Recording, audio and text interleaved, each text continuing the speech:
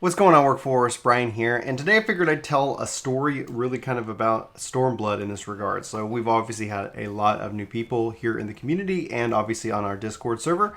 Link should be in the description below. It's open for everybody if you want to come join and hang out beyond just through these videos and comments. But Naylor asked the question, I think it's actually a really critical one, is that do we raid? And they said, like, well, we really don't talk about it much. Why don't we talk much about raiding? And honestly, like, up until Stormblood, the answer was yes. Like, we absolutely do raid. I did a little bit of the Savage early on in Stormblood, but for those of you who might not know and weren't following the channel at that time, a lot of things have actually changed and impacted the way that I was able to kind of engage in Stormblood, especially in the raiding scene.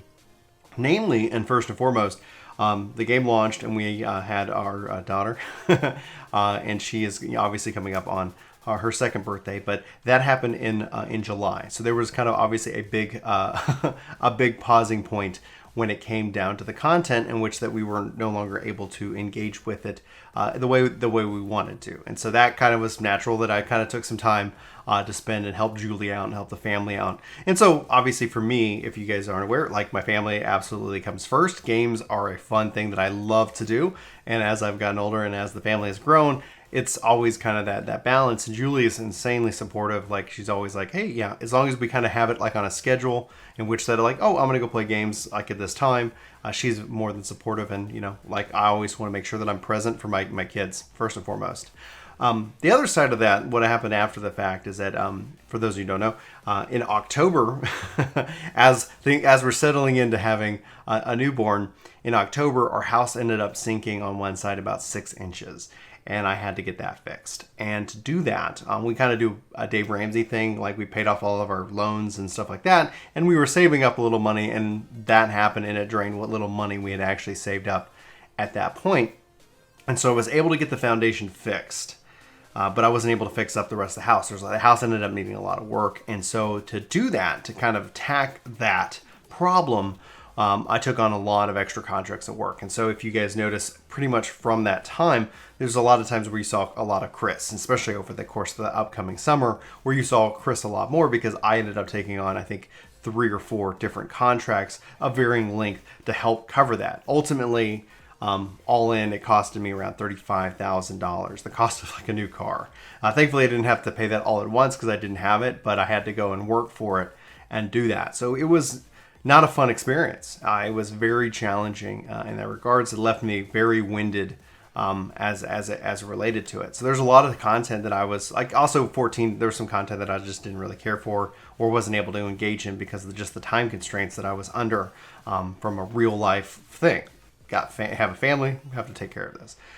So we were able to do that, and we were able to save up. We were able to get the floors done. We were able to get all of that done. The house was looking good. And so we ended up just recently selling the house. In fact, we actually got, I think, closed on the 5th. We got it, repaired. We got everything just knocked out, making the house the best shape it could possibly be in. And it's in really great shape. And so we're hopeful that the new family obviously has a great experience with the house and they have no further problems. And so, like, especially like I was like, I got the stuff that it's like, yeah, this is a warranty that's lifetime. It's going to transfer to the next person, so they don't have to deal with this stuff.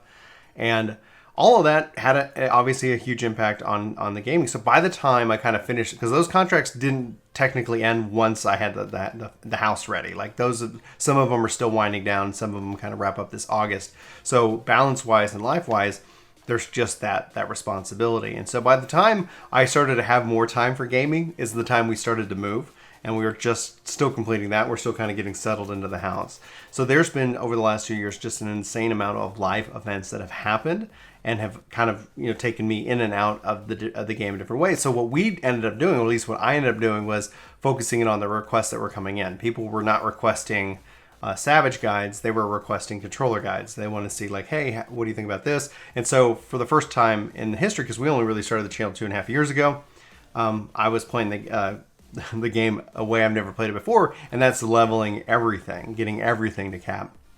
And having completed that was quite a task, a challenge, and something that somebody who doesn't have a lot of time, I ended up prioritizing the XP over anything else. That's why I always kind of wish that I could go do Eureka and still level like my characters. Like, it'd be really cool to be able to go into that zone and still get XP so that I'm leveling up whatever job, oh, it's cool because it's a different progression system, but that never ended up coming or wasn't the way that it was designed to originally. So that is just what it was. So hopefully this answers that kind of live event. The support that you guys have given us through the channel, through memberships, through Patreon, through Twitch, all of that has actually had a huge impact. When we say thank you, we couldn't say it enough, because that is what allows us, when Julie and I kind of look at the schedule, for her to say, yeah, like, go make that video, because like I want to, but it's nice that it can have some kind of like help. It's not a programming contract by any stretch of the imagination, but it still helps, because it's like,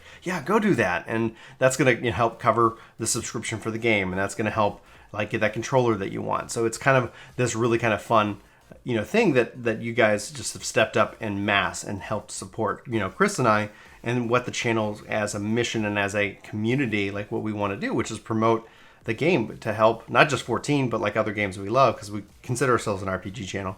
But to sit here and tell you guys about the joy of video games, and that as an adult, as a working adult, as a family man, as a not, like, whether you have a job or you don't, whether you have a family or you don't, that these are the kind of games that you can enjoy, and you just kind of have to approach them in different ways. Like, you have to set reasonable expectations. I don't set the expectation that I'm going to be the world like first of a Savage raid, because I don't have the time to commit to a team to that. Now, hopefully, as we go into Shadowbringers, that can change. I don't anticipate moving anytime soon. I don't anticipate, these things. We're saving up. I'm making sure that we've got enough money in the bank, so in case anything happens with the new house, that we can have it fixed, and it's not like I have to go and kill myself with just insane work hours, working all times of the day and night. And the nice thing is that the channel is a really good outlet for me to stay engaged with the community, to share a creative passion that I have for making videos and guides and even funny skits now. So there's just a lot of joy that I get in that. But hopefully that answers your question. I'm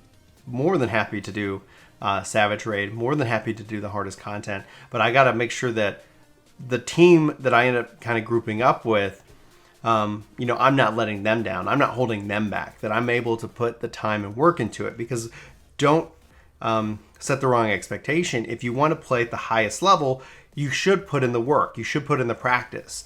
You should, not sit here and say what other people could do better, but what you could do better. And so unless I'm willing and able to do that, then I'm honestly, I have to make a choice, right? So that's the history of Stormblood and real life Bryan. So hopefully you found this interesting. If you got any questions, any comments or concerns regarding any of that, or like anything you want to see us do in Shadowbringers, let us know in the comments below. And again, Discord's open. We love engaging with you guys. You guys are the best community out there.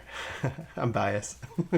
Thanks so much for watching this video. Hope you have a great day, and I'll talk to you soon. Take care. Hey guys, it's me, Bryan. Thanks so much for watching this video. If you're new here, we hope you hit that subscribe button. Check us out. We talk a lot about video games, and we hope to at least hear from you in the comments below. We also try to respond to our comments. We really appreciate the comments, the discussion, all the various points of view that everybody is so kindly, I guess, and politely or impolitely shares with us from time to time. So anyway, guys, again, thanks for watching this video. We hope you hit that like button. We hope you hit that subscribe button. Come back for more content each and every day. We post a lot around here, and we'd love to hear from you about what you like about video games and everything, and especially if you have any questions that you're stuck on in anything. So anyway, signing off.